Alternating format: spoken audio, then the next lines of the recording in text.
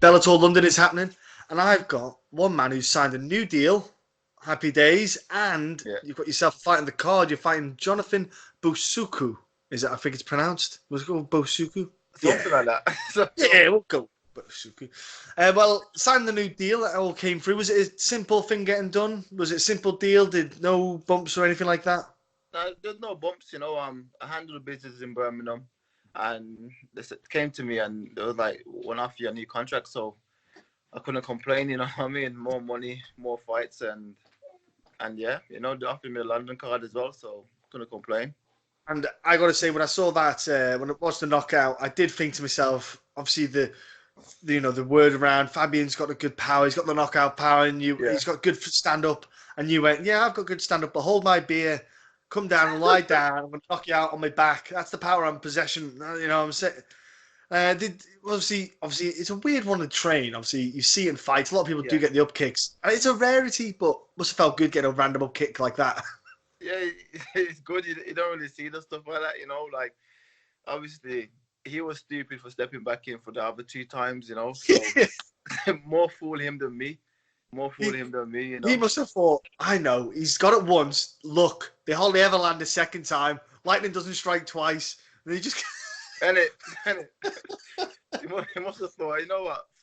You know what I mean? The first one didn't hurt, you know what I mean? It didn't hurt, or he must have had a foot fetish. One of the two. Yeah, feet might smell nice. You might, I don't know. Do you rub like coconut And oil or something on them? What do you do? it could have been a few different things, It could have been something about my feet, or Yeah.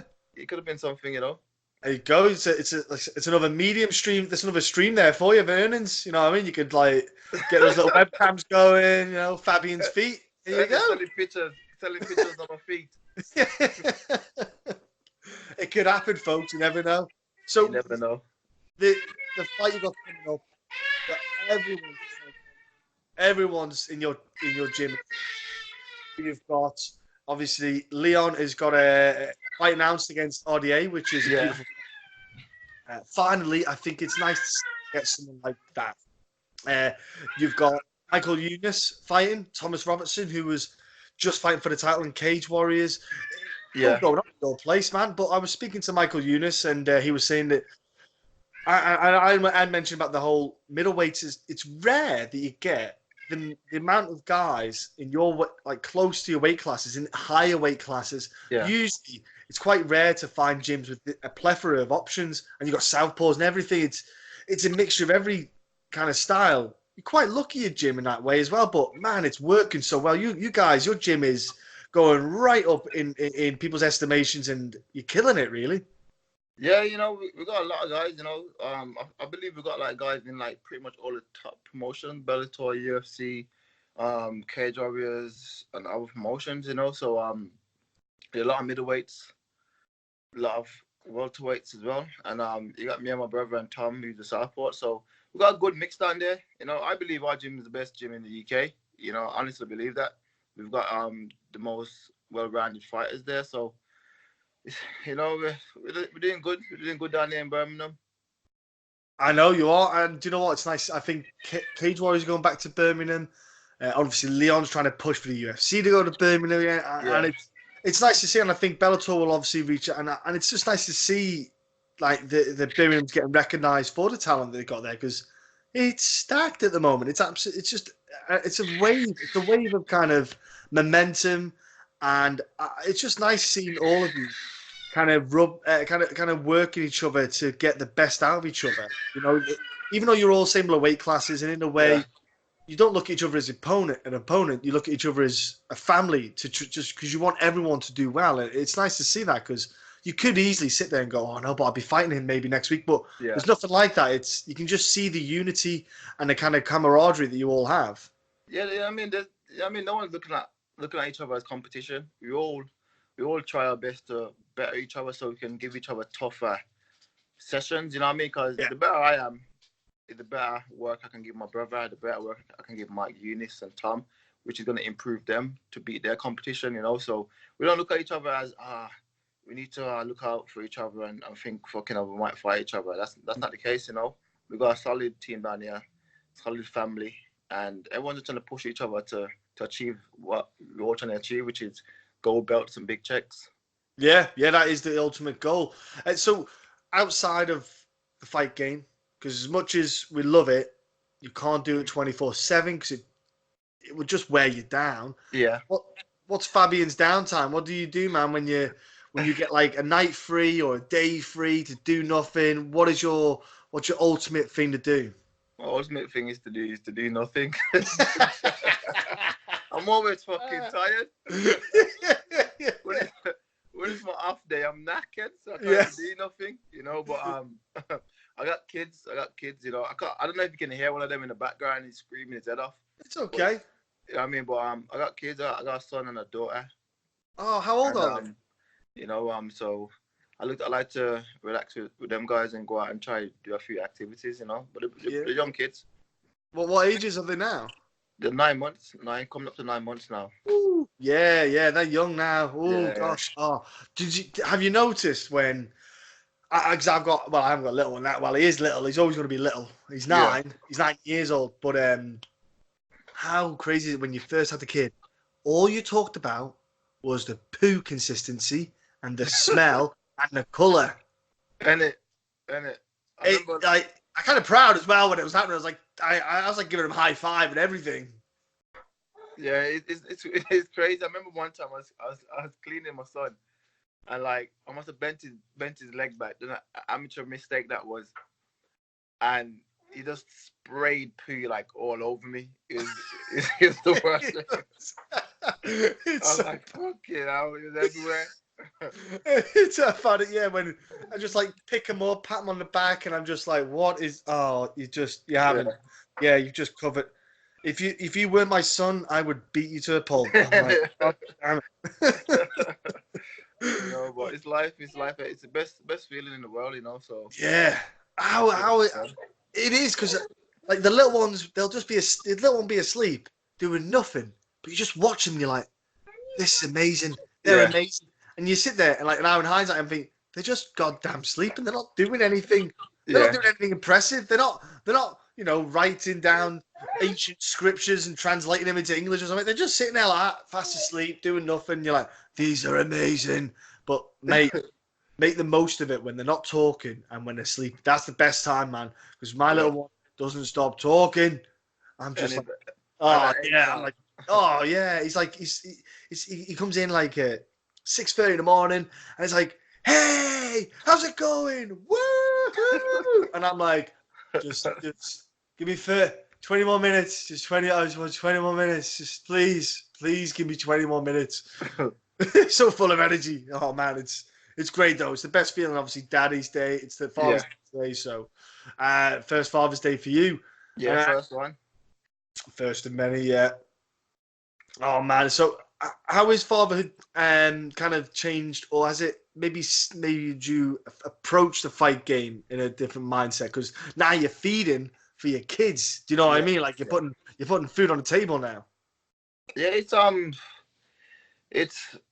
no, it hasn't put pressure on me, but it just feels like I'm fighting for something different. Yeah. You know, so it's a good feeling to go out there and provide not just for myself, for me and my family. You know, it's a great feeling. So just put a bit more fire in my belly, just make me a bit more hungry and make me realize what I'm actually working for, what I'm trying to achieve, you know, and who I'm trying to achieve it for. Especially now, if Leon gets those 50G bonuses in the other show, and the Christmas comes along, you can look at the present and go, bro, I know you got a 50G bonus. What's this? What is this? What kind of uncle present's this? Come on. I don't know, £5 present. Uncle Tight, come on, man. You can have a little play on with that now. You can pull his leg with that. Let's just jump back to your fight, man. Do you let your coaches review your opponents and then they just come back with a couple of little bits to tweak for your fight game style, or do you just do your own thing and don't think too much about your opponent? My coaches look at my fight, and I watch my fight as well, and we'll all bounce off each other. I tell them what I think. Yeah. Because at the end of the day, I'm the one that's fighting, so I have to agree with what they're saying. You know. Yeah. So they tell them what they think. I might agree. I might not. I might change a few things, and then we'll just work on that. We'll just work on the game plan. But there's not really a game plan as much. It's okay, we know what he's gonna do. We know what he likes to do. Mm. Let's work on ways how to shut that down, and then let's just focus on me. You know what I mean? Yeah. Because at the end of the day, you can't control what your opponent's gonna do. You know, No. so all you can focus on is getting your skills better and getting yourself sharp and ready to counter any attacks he's gonna do, and put your game plan Yeah, on. 100%. Yeah, I'm with you on that one. So, with that being said, have you brought anyone into the gym, or do you get the guys to kind of mimic stuff that he does when you're sparring, just so you can, drill that kind of thing in the kind of not real time, but as close as Yeah. you can get to real time? Yeah. I look at the guys in the gym. Um, this guy is not really somebody you need to fly people in on. Nah, No. I mean, so I get guys in the gym to give me different looks that he's gonna do, and just work on different ways to counter that. And that's why throughout the camp, just work a few ways to counter that, and also just work my own thing. Yeah, 100%. Obviously, your game is to get a game, and just that's as long as you apply it, the success should follow with it. Now, going obviously into this fight, you've got momentum. You've got to win. Obviously, people talk about maybe getting into title contention. Is this something that you think about at all, or do you just want to just keep building, keep just kind of growing as a martial artist before you even get to that kind of talk? Yeah, I think about the gold belt. As cocky as it sounds, I see all these guys that just test. Like, I don't really see them as. I just see them as warm up fights until I get my world title shot. You know what I mean? I'm still young in my career, so I just see the guys as just experience. You know what I mean, I go in there, get different experience, get different look. So when it's time for me to challenge for that world title, I'll be fully ready. You know, I'm looking at the champion now, and honestly, I feel like I go in there and take his head off. But some people disagree, but that's just how I feel at this current moment. You know, I train with some killers. Yeah, they're not too bad. So. Michael Eunice was saying it because I noticed he went and did some stuff on the radio about the community that he likes to give back and stuff like that, and it was talking about knife crime and just trying to help people get out of bad spots. And obviously, is this something that your gym is maybe going to look forward to do by any chance? Is this something that you do yourself? Because I know obviously Michael mentioned he does it. Is it something that you guys as a whole see the community and want to try and kind of put your gym as at the forefront, saying, look at the positivity martial arts does for people, and look at the success, and look what it can bring to you? I think it's just individuals, So I've had talks with, like, going into my school and going into other schools, and obviously speaking to the young kids, and telling them about my upbringing, and hopefully can change a few how they look at life, because I can put myself in some of their shoes, because I was looking at life in similar ways, So I don't think it's other gym. I don't think it's a few individuals that's come from that sort of backgrounds. I mean, like Mike came from, that I've come from, and just trying to just give back in a sense, just trying to show the kids that there's a different way to make a living, and there's hope, Yeah, it's great. I love it when gyms and fighters and people and stuff do like that, because martial arts it's a giving sport. Much as you learn, it's about giving back, and you take from it not just how to kick, how to punch, how to choke. There's life lessons in it. For a start, you'll know yourself. It humbles you, and I'll tell everyone, I've had my ass kicked way more times than I've kicked ass, and that's just what this sport is. Yeah, it does really humble you. I don't know, a lot of kids, they think they're bad and they think they can fight. They get in the gym and they're like, fuck you know, they don't realize, they don't realize until they get their ass kicked. It does humble you. It happened to me when I first went into the gym. I was into my weightlifting big time. Yeah. So I walk around carrying my imaginary carpets. I thought, I am the man. I'm jacked. There's no chance these guys are getting me. This young 15-year-old lad, his name was Liam. He's a great kid. He's been at university and all sorts since then. He was my partner to train with. And that dude, he was stick thin, tiny little stick thin dude. And he absolutely wrecked me. Choked me, arm bars. owned me, like rear naked, anything. I had about 10 seconds of bench press getting him off me, and then that was it then. And he just owned me, and I was just lying there going, what? Why am I getting my ass kicked by a kid? I feel so not humble, but I don't feel like a man. I feel like I don't have the right to be a man right now. I just was like, put my head down. I was like, this is the stupidest thing in the world. I'm like, oh, what? Man, I was blown out my ass. I couldn't do anything. I was like, I thought I'd be all right at fighting. I was gopping, absolutely awful. Yeah, it's different. Same thing happened to me. You know what I mean? I used to be bigger back in 2015 when I started, and I never used to do wrestling. I was like, I don't need to do wrestling. I'm big. I'm big. I need to wrestle. And then I went to the class. I was getting thrown about by some little dudes. I was like, okay. I'm like, shit. So it made me realize that, you know, most of don't mean anything, and how you look, you know, to me, it did humble me. Made me think, fucking, I need to actually work here. Yeah, work on my skills.